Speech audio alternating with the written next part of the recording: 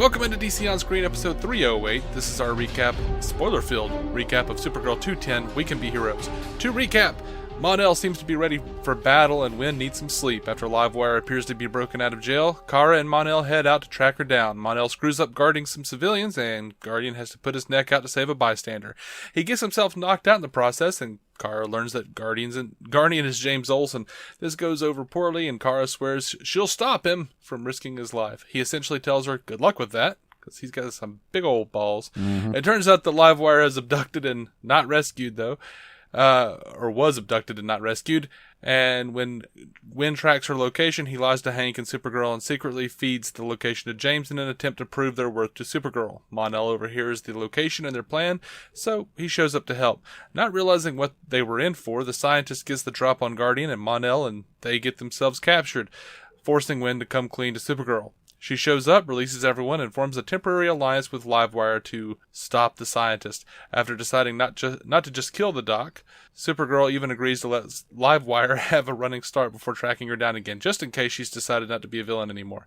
Even after fighting side by side, though, in the aftermath, Kara just can't agree to support James and Winn's vigilantism, and the three of them agree to work separately. Meanwhile, Hank has to save M'gann's life after she appears to collapse in her cell. After much reluctance, he mind melds with her, and talks her out of her guilt, which stops her mind from shutting itself down. The two reemerge as friends, and she warns Hank that she didn't just collapse. In fact, it was a psychic attack that shut her down, and the White Martians are coming. Also, Mon-El tells Kara how he feels and gets shut down hard. I've got a winner and a loser for this episode, which, by the way, strong. Pretty strong, yeah. Loser, Livewire. Better this time, but she's still just a little over the top. And like her monologue, her little monologue was a little too much for me. But she did get better by the end of the episode, I thought. Mm-hmm. And this was, I think, a vast improvement from last time when she was just 300% ham. But right, yeah, dude, winner of this episode for me, Mon-El. They have made him mildly hilarious. I keep chuckling the entire time he's on screen. I mean, he's not like a breakout slap your knees character, but they've gotten his dialogue to a point where he is just consistently a little funny. Well, they did a thing at the very beginning when they're training, and she says, "Are you ready?" And he says, "I was born ready."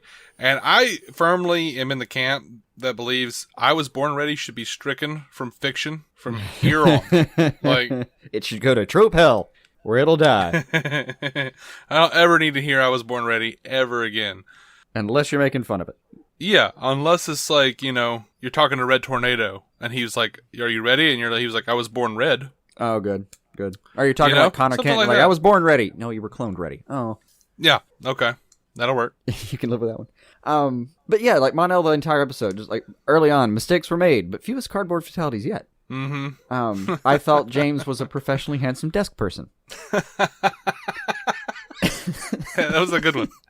That was a good one for sure. Or later he's talking to Livewire, your cosplay sucks. It's just the way he says, like, that's not nice. Yeah. Still got me. Yeah. They've got a great tone with him right now. I'm really appreciating it. Yeah. All right, so Hank screaming, "I will not give her my daughter's smiles." Didn't he already bond with her, though? I'm not sure about that. I was pretty sure. I do know the line absolutely cracked me. Yeah. It hurt. That was great writing. I'm not sure who penned that line, but congratulations, sir or ma'am. That was good stuff. Kara was annoying this episode, though. I felt like she was kind of a douche, man. Yeah, one of my notes just says, Kara pissy with everyone. If you don't stop, I'll stop you. Oh, shut up. What are you gonna do? Lock him up? Come on. It's like your friend. Are you gonna beat his ass? No. What in the ever-loving hell are you actually gonna do, Kara? It was a poor attempt. Yeah. A few episodes ago, you were whining that Oliver didn't like you. Well, guess who's like Oliver? Right. James. Jeez. I mean, you get her points to some extent. Like she doesn't want to see her friends. Yeah, like they were heroes to her before and all that. She doesn't want to see her friends get hurt. I feel you.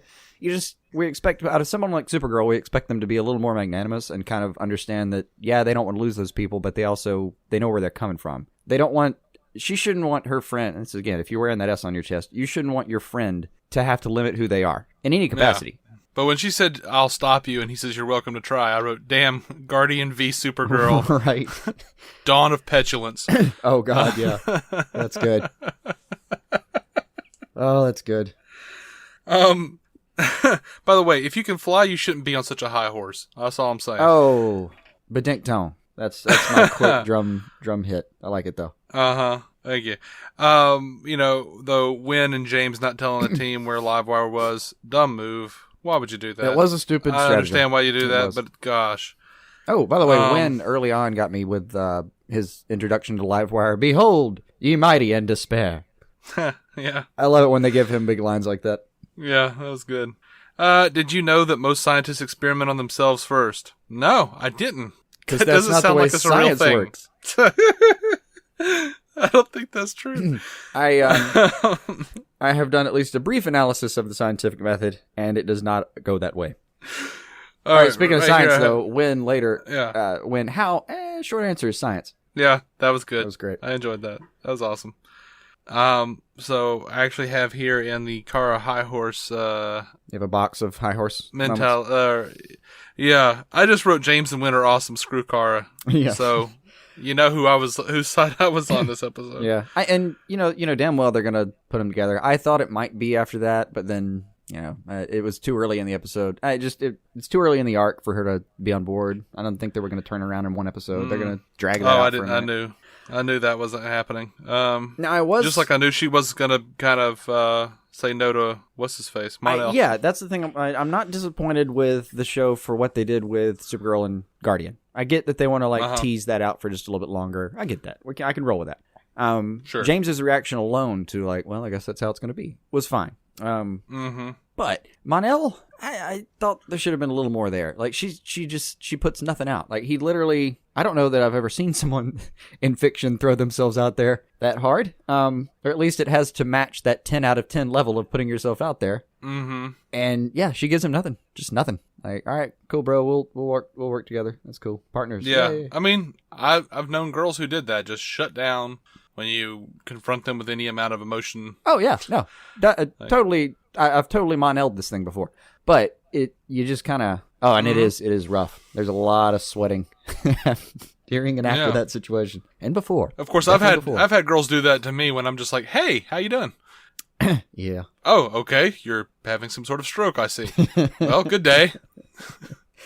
Within the show, I was a little annoyed with, but just because she's been the one pressing this entire time about do you like me? Which is such a fantastically alien way to put that. But she's been doing it the whole time, and then he comes out to her, and she just has nothing to offer. It hadn't occurred to her before. That part I didn't like is that she just didn't have anything to say. She's been thinking about this, and I felt like the show should have addressed that. Yeah. I feel like the show should have addressed the fact that she just, suddenly shot James down for no reason at all. I've been wondering about that, too. I really have. They haven't bothered with it, and I keep thinking, man, she's just going to date everyone that's not actually her husband, isn't she? Or fail to date everyone that's not actually her husband. Her husband? Yeah, well, remember Adam was, her husband. She was actually into that relationship before it ended a little early. Oh, yeah. Well, they got a divorce. I know, but at the time. In real life. At the time, though. Yeah. All right. So I think that's all I've got. What you got? Anything else? Only other thing, I got to talk about Megan and Hank for a second. One, I thought it took a little too long for Hank to decide to save the life of someone who saved his life. But you get good lines. I couldn't bring your people back to life, but I could make you feel less alone. Mm-hmm. Again, whoever penned that one, great job.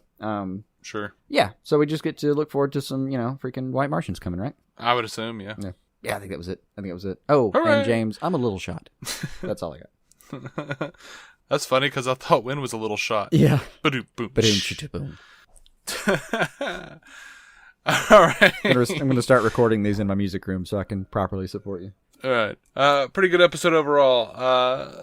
Look forward to the next week's. All right. We're looking forward to next week's stuff. Clark always makes it look so much fun to have a villain, like a deadly pen pal. Oh, yeah, that was good. The whole Livewire is kind of her nemesis thing. Was fun. It was fun. I like where she left it with Livewire, too. All right, I'm out. We are DC On Screen. You can find every episode at DCOnScreen.com. We are on iTunes, Stitcher, GiantSizeTeamUp.com. Keep some DC on your screen.